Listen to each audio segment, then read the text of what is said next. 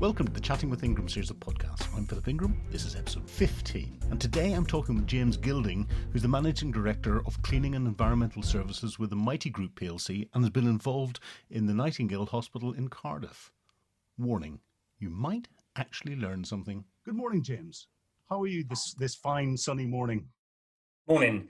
Yeah, very good, thank you. As we say, it's nice and sunny out there, a bit fresh in the wind. But the dogs are enjoying the weather. So it is. Now, can you explain a little bit about who you are, where you fit into Mitie, and where Mitie fits into this fantastic Nightingale Hospital project? Sure, no problem. So I've been with Mitie for 17 years now, and grew up in the security business. So I started in security, and I've had many different roles for Mitie, which has been great because it's allowed me to really develop throughout my career with Mitie. I most recently moved into that cleaning and environmental services role. However, with a very close link continued with the security team, as that's where all of my experience and relationships have come from.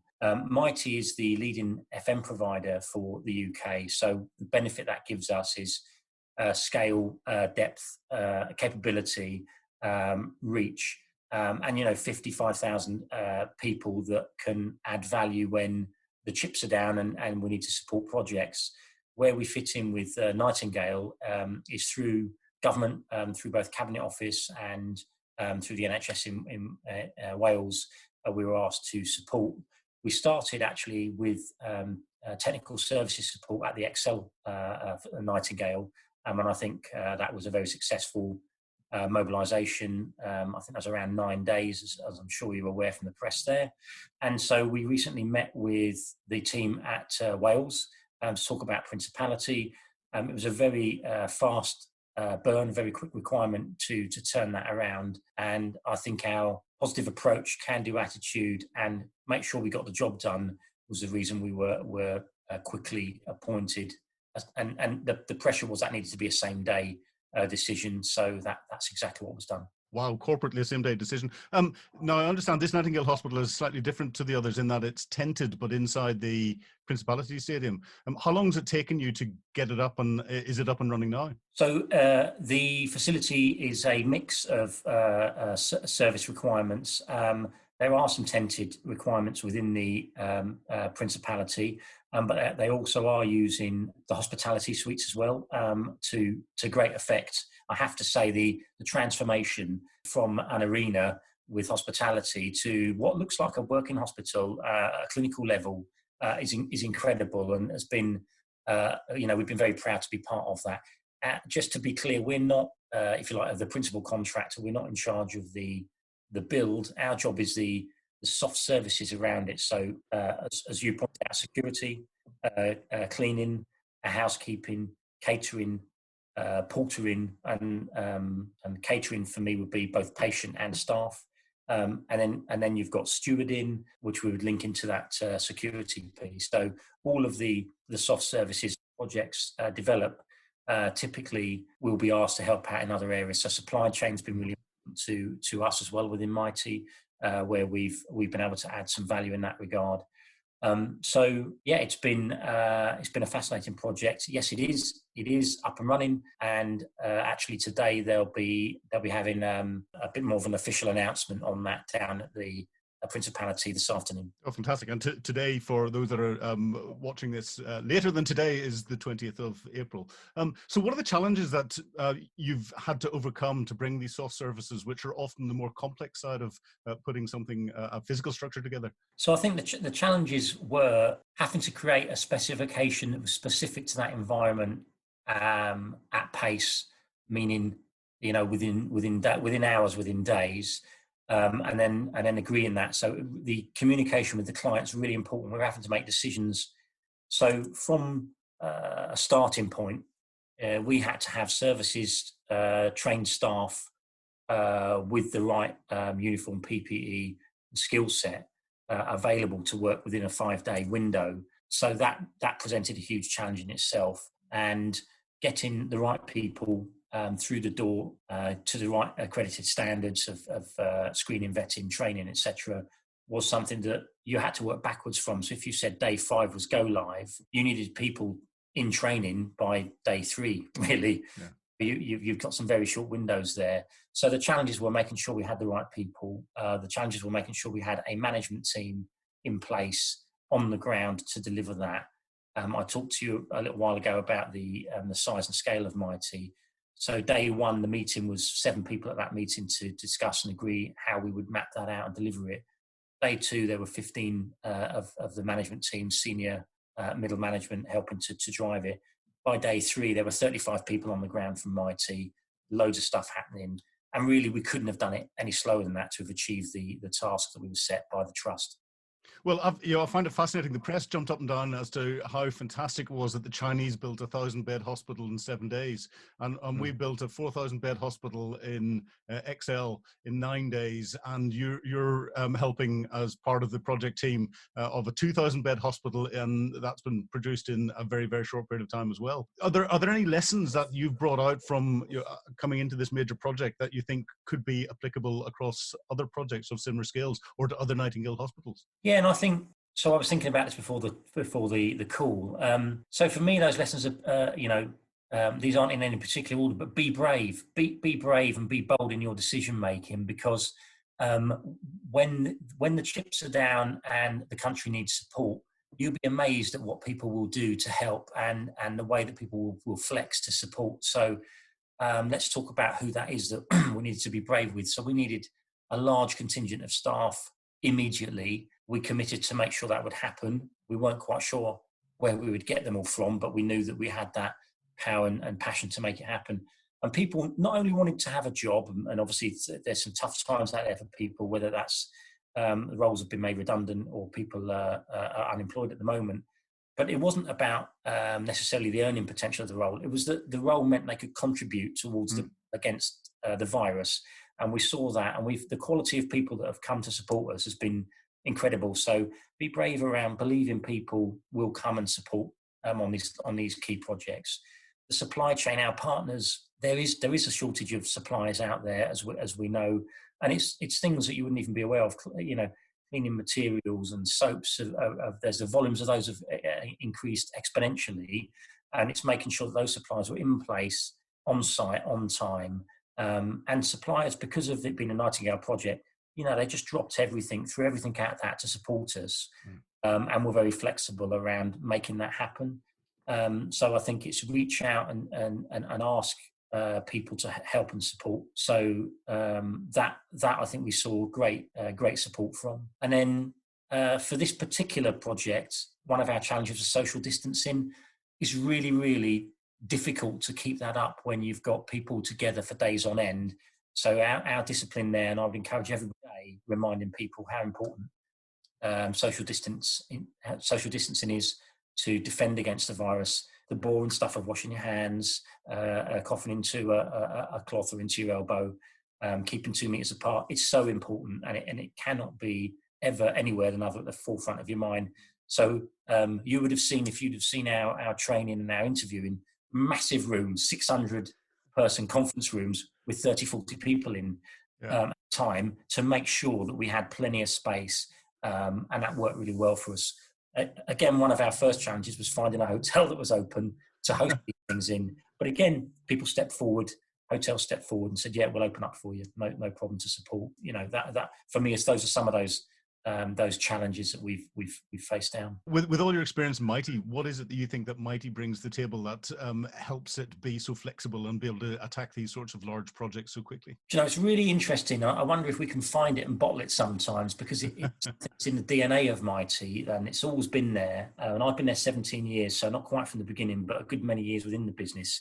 And we've always had this, that when a client shouts for help, whether that be that the building's been flooded, or there's been a fire, or they need to relocate, or they've had an IT failing, we seem to be at our absolute best. Our teams seem to be able to just perform, almost miracles, just incredible tasks. I've always said that our frontline staff, will walk over hot coals and through walls for Mitie, and never so more has it been proven than on a project like the Principality Nightingale. And it's humbling, actually, to see what people will do to support customers and to support the country in these times. You'll have seen it on our Twitter feeds and our LinkedIn feeds, but the sentiment around us being incredibly proud and wanting to thank our teams. It's not just words. It's not for a sound bite. It is because we just don't know what else to say. It's been incredible. So I think that is one key point, and then the strength and depth of capability around skill set of our managers and our operators to be able to mobilise. My team are fed up of me saying at pace, but to mobilise at pace, again, getting the job done. We weren't able to ask questions of people or nice to haves on this. We had to tell people to do something and go and do it and trust them on that. And I guess the last point for me on that would be, you have to run with multiple work streams and get together at the end of the day. So, right, you go off and do that today. You go off and deal with that today. So whether that be training, induction, equipment, chemicals, specification, that had to be done separate work streams. Bring everybody back together at the end of the day to make sure we knew where everybody was, and then a rag status to make sure we were on point. And that first week, those evening calls were vital to know what we were doing the next morning. Well, I think this pandemic is one thing that is showing that it's not just the military, police, fire, ambulance, doctors, nurses that are heroes, but it's also all of those that are supporting them as well. James, thank you very much indeed for giving your time up to speak to me this morning. One of the things that, looking at this sort of project, that would scare me are the difficulties of trying to take something that was designed for one purpose and turn it into a project that's designed for another purpose. The power requirements alone for all of the medical equipment that needs to come in must be phenomenal. And how do you make sure that the power that's coming into the stadium is sufficient to do that, or was it, and it hasn't really been an issue? Yeah, so we've not been involved in those discussions or driving those decisions. What I can tell you is obviously that those conversations do come up. The benefit of a big stadium is on match day, there's a huge amount of people there, there's a huge amount of activity. So it does need a good level of power requirement. It does have, the facility for great provisions of water, drainage, a structured waste approach. So all of those things that you needed for a hospital were not designed for a hospital, but there were the strong makings of a foundation there. And I think it's not that anybody would ideally pick a sports stadium to convert to a hospital, if you like, but funnily enough, there were elements of it that leaned towards making it more straightforward than you might think. That being said, the engineering, the design, and the building teams, what they've done has been incredible. And at the beginning of the week, when we looked around, I said, no way are they going to have this looking like a hospital. And by the end of that week, they transformed many areas of it. Were there any pre-prepared plans and bits and pieces for this? Because the one thing that strikes me is the number one threat that there's been at the top of the government contingency planning for at least the last 10 years, and in all local resilience forums, is the potential for an influenza-type pandemic.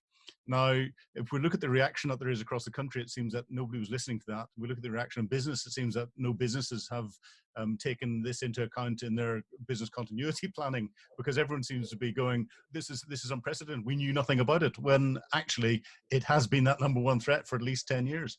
Was there anything prepared to try and look at dual roles for the Principality Stadium and other things? In terms of the BCP piece for businesses, I think that what you'll find with businesses, and I'll talk for my team specifically, for our business services team, is we had preparedness. We have dual running for our operations centre. So we've got one over in Ireland in Mitie. We've got one in Northampton, our GSOC. So we've got preparedness for general business continuity, disaster management, crisis management, and the principles and practices that we deploy there. And we do, I'd say regularly, I think we do quite regularly test it. I've been on a number of tests on that over the last few years. Whilst they weren't designed around a pandemic, they were designed to help us in crisis situations and manage our way through. And so as things unfolded, we did at least have an understanding of whom we needed to support, how quickly we needed to mobilise. That being said, obviously, when you are hit with a real world requirement and it's not a test, it is, it does focus one's mind, and you need to see who's going to step up to the and deliver. But I think that preparation that Mitie's got and the business continuity plan that you got in place is probably one of the reasons why it was a logical choice to pick Mitie to come and provide this sort of service. Yeah, and I think we are a large organisation. On the security side, it's the largest security service in the UK, as you know, and we've grown to that steadily, which is the best way, actually. Yeah. And I think we've got, the experience we've got, which is, people that have been in the commercial world all their careers. We've got people with police backgrounds at senior level. We've got people that are ex-military, and actually we need a bit of all of those people. The strength of a management team is in our differences, actually, and having a real diverse bunch of people in business services, I think, is helping to guide us through this really successfully at the moment. Not that any of us would have wished to. This has been the best team building you could ever imagine, but we would have much rather it be by going canoeing or bowling. Yes. The global pandemic. But it's been wonderful to see the team rally together and support each other, reaching out, just checking in on each other on a regular basis. Yeah. Look, it's been hard work, but there's been lots of great things that have come out of it as well, by Mitie and our service partners, to secure the stadium. Our role there is twofold, really, from a security point of view. Obviously, there is a physical security point of view, but the stewarding, making sure that people are in the right PPE, making sure that people adhere to items such as the 2 metre rule. Those are really important parts of our security role as well. So I'd say that whilst absolutely as you say, the high level security requirements are important and are on everyone's agenda, the softer security elements there are just as important for us as well, which is making sure that we're keeping people safe and secure in their day-to-day environment. So when you get through all of this, if you've got one takeaway that you're going to say to yourself, that was really important to me, my team, or anything else, what would it be? A really boring answer, but probably the mobilisation and project management piece. Having a dedicated person, and I'll give Robin a shout out, Robin Adger, that pulled together that. And there's a cast of many people obviously working on this, but what Robin did was held us all to account every day and made sure that nobody missed anything. And he was very, very thorough, very meticulous. So it's almost a scientific approach to mobilisation. So even at the pace we were running at, where you could easily miss things, Robin would bring us back to the room and say, no, let's go through every single line. And I want everybody to make sure that they are either on top of it or they have a plan to get back on top of it. And it was, in many ways, that tedious running through every single item and making sure that we asked difficult questions of each other, being held accountable, was the single most important point. So project management, mobilisation, detailed plan, I'm afraid, was probably the most single important thing that we got right in the early days. So as the MD helping to pull all this together, part of the bigger team, have you actually had much time to yourself over the last couple of weeks? Or has it been complete chaos? So it's a really interesting one. We've talked about this because I do worry about my team and those around me. The Easter weekend, I don't think anybody really in the direct team or joined to the team supporting the project had any time off at all over Easter, and nobody minded. They all wanted to do the right thing, and that's important to do. But we have to recognise that burnout's a real thing. It's not made up, and people have to have downtime, and the added pressure of the uncertainty around the virus, the safety of your family. None of us can say our families are safe. That plays on all of our minds. We need to be aware of that. So it's really important we have downtime. So one of the things that Mitie are doing is making sure that we're sort of challenging each other to take downtime, which I know sounds odd, but if we don't, nobody does at the moment. Yeah. So I've managed to get out and do a little bit of mountain biking. I play drums. Obviously, I'm not playing with the band at the moment because we've got to socially distance. But I can plug in a set of headphones and do a bit of drumming for relaxation. Spend time with my wife, kids, and dogs, and we've got a field just opposite. So we're trying to discipline ourselves to do that. We don't always succeed, but I think if we are challenging each other, say, what have you done? What time did you spend with your family over the weekend? And then as individuals, if we see an email coming on our phone and it's not critical, then let's not respond. Because if I send an email as the MD, everybody has to respond. They feel they have to respond. Yeah. I'm trying to, and I've failed miserably on a few occasions, to be fair, but this weekend was the first one where I think I was quite disciplined, didn't send too many emails, and we didn't have conference calls on a Saturday or Sunday night, which was nice for everybody. Although I'm sure a few of the team did, but it wasn't because of me this weekend. So, well, I'm ex-military, and being in lockdown is a little bit like being in operations, except people aren't trying to shoot at you or blow you up. Mind you, on operations, we didn't have many pandemic viruses that were out there that could potentially get, but the pressures are surprisingly similar in many ways, and it's interesting. It'll be interesting to see what the longer term after effects are for people.